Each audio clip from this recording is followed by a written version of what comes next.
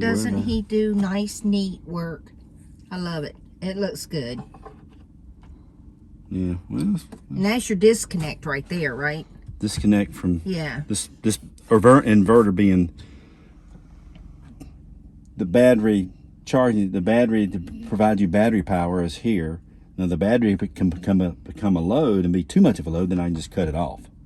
If I'm powering up too much stuff in the rig where I don't want to power the batteries. This thing has a brain. It'll decide for me once we get it programmed up.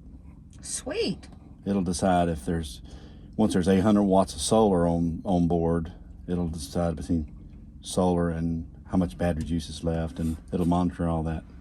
All right. This will be good. It's a great system. Okay. They thought about everything. Woohoo! We have power, y'all. We have power. The refrigerator come on? Yes. And the lights came on? Inverter's on.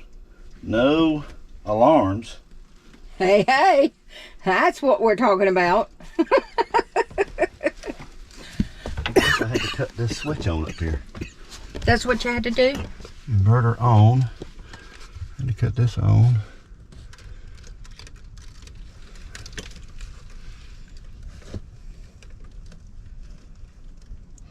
Current limit. I'll put current limit at 10. Okay. We have lights on. We have lights on. The light was left on. So I did everything right. Very good. Yay! Yay! See how quiet it is? I know. Y'all hear that hum? Yeah. I bet you can hear wind over the hum. It's very quiet. And what does that do? This is the amp meter. Tells me how much current I'm drawing and everything.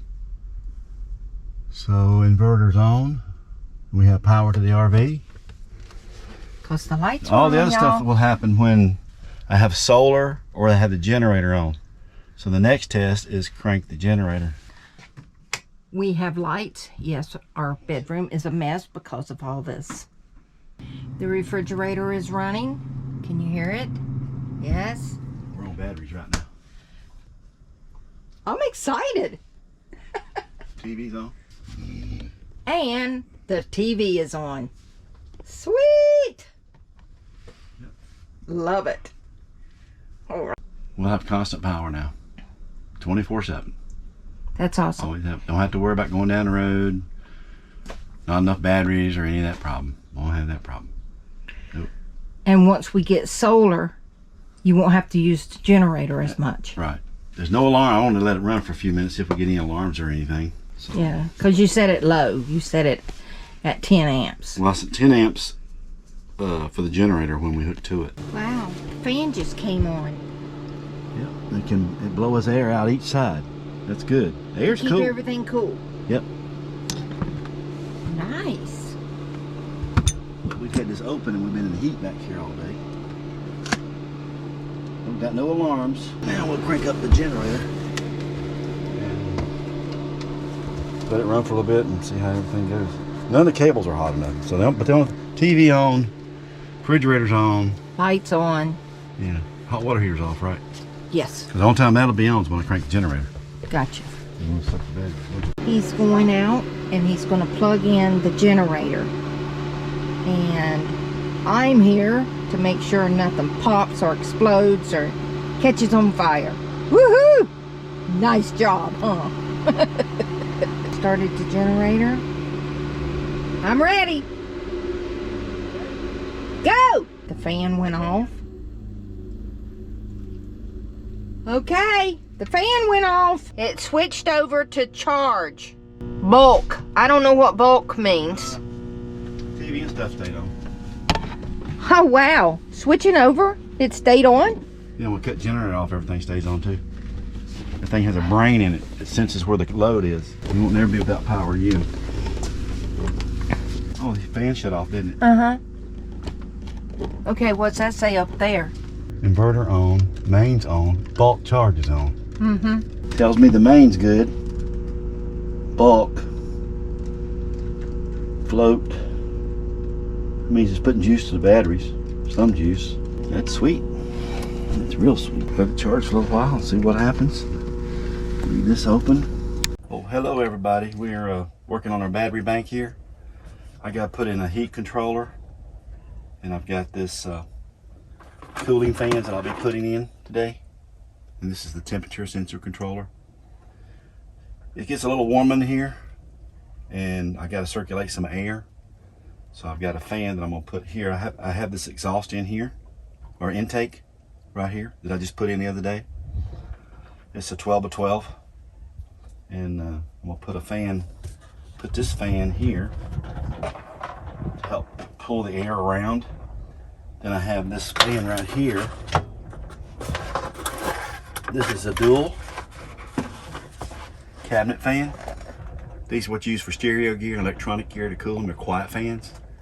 I have 150 CFM in this very small compartment here, and it should, with this vent, pulling air around and from the compartment.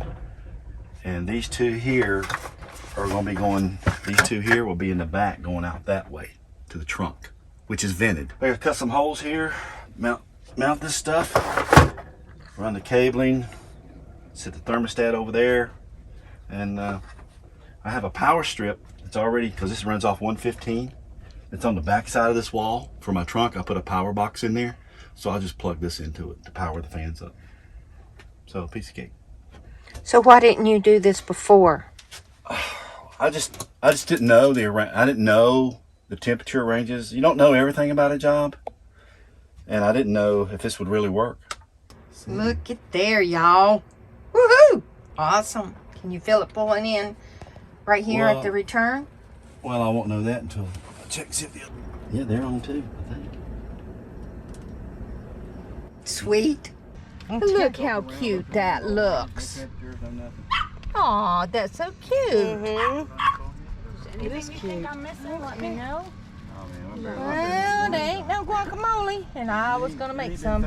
I don't see any churros. Those are in Mexico, and guess what? They're almost free. They're almost free. I love it. Oh, They're almost free. all right, y'all. We're gonna enjoy. Daryl's already enjoying. Somebody's got to do the taste testing. Well, we're celebrating, cause we have what, honey? Power. And we had power at what time? 5:21. 17-20 hours, Arizona military time. Funny.